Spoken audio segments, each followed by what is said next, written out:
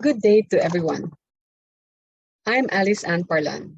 I'm a program director of the Management Honors Program at the Ateneo de Manila University.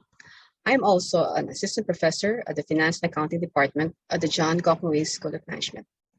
As a finance professional, I've had over 35 years of work experiences in financial advisory services, trust and funds management, investment banking distribution, retail banking, foreign currency trading, commodity futures trading, to name a few. I'm also a registered financial planner at the Philippine chapter of the Registered Financial Planning Institute of the USA. With over 16 years of client engagement, I help them meet their goals through financial planning, assessment of their personal risks, managing of their investment portfolio, planning for their retirement, as well as estate planning. It's an opportune time for us to learn more about personal finance, considering the various uncertainties we're facing with the economy, job stability, investments, and even the pandemic. Therefore, it will take us to learn more about two things that are very important. And one is the ability for us to think critically, and second is the ability for us to make effective decisions, both of which are needed in terms of being prepared for us to meet various life challenges. Allow me then to introduce to you various topics we will be taking in the next 2 weeks under personal finance. In the personal financial module, we will learn the psychological dimensions concerned with the development of good habits and money practices founded on sound values and principles. We will also learn the different financial management principles which we can use in our day-to-day investments and decision making. And lastly, whatever we learn in this module, you'll be able to apply in your personal and professional lives. We start the week with knowing how people can manage their money responsibly and excel at it. Basically, why do we study personal finance? Primarily, we would want to be able to manage well our money, savings, and investments, because this will mean having to achieve financial success. But financial success has different meaning for different people. Overall, financial success is defined as the ability to obtain maximum benefits for the limited financial resources in order to meet your personal consumption or the goals you've set for yourself. Why goal setting is important? Goal setting is the process by which we achieve the goals we set for ourselves. According to Locke and Latham, they said that every person's life depends on the process of choosing goals to pursue. If you remain passive, then you're not going to thrive as a human being. Therefore, they are telling us that we must decide when and what is beneficial for our own welfare, and that we must set goals to achieve it. Nature of life cycle planning approach. This presumes that financial planning, therefore, is a lifelong process. Different people have different phases in their lives, such as career development, family formation, retirement planning, and so on. And depending upon what phase you're in, it will mean that different components of the financial planning will be more or less in terms of importance. This information is important for your discussion with your financial advisor. Appreciating trends in economic and financial environment.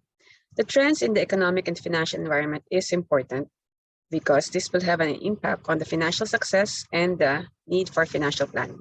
So what you need to watch out for are the likes of inflation, interest rates, taxes, economic cycles, and the like. Marginal analysis versus opportunity cost.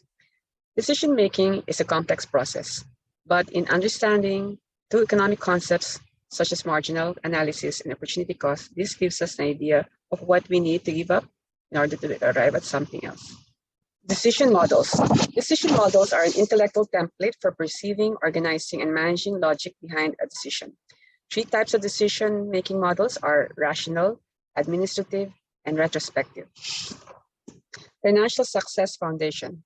It requires a strong foundation, such as forming a building block approach through time. And this is important, especially if we want to know also the 6 mindset secrets of being financially free. And that ends our week 1. For the second week of our personal finance module, we will now take up an understanding of the relationship between risk and return in making sound financial decisions. We will concentrate this week all about investments, and we will start off with the question of what's the difference between investing and spending? And secondly, what about investing versus gambling? Are they the same? To what extent are they different? We'll know more about this as we take on the next topics within this week. Time value of money. People often have limited resources for them to pursue an investment activity or to even set up a business or to even purchase a car or a home. Therefore, it's very important for us to know what the time value of money means. Primarily, the concept says there that a dollar today is worth more than a dollar in the future. Let's find out more about that in a short while.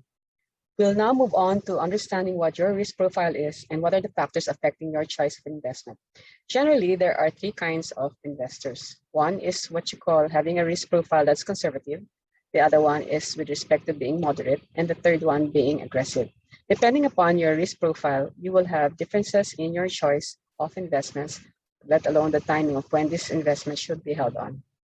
Now that you know your risk profile, we will now go into the different investment choices that abound, depending upon the characteristics, the liquidity, and the risks involved, and the returns. You will know what choices you have to make. Asset allocation among the different investment alternatives. Now that you know what are your investment choices, the thing there is, would you know exactly how much to allocate for each one of those, let's say, in your investment portfolio? It will really depend on the market timing or the strategy you have, but the most important factor is also the asset allocation. It gives us an idea of what's the impact on the returns given the fact that you are now choosing one over the other and also determining the timing of your investments. Ethics and tips on investing. When you've made a choice and you know exactly how much of your portfolio should carry what kind of investment instrument you're interested in, the other thing now is understanding what kind of investment strategies will you deploy. Ethically sound choices is also a big factor if you're to make sense out of what you're investing in. Finally, you need to prepare your own investment program.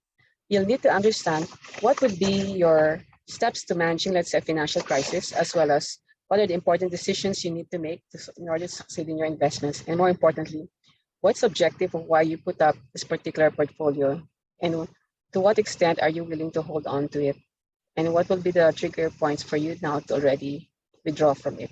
So these are what we will be discussing in the second week of Personal Finance Module. Thank you.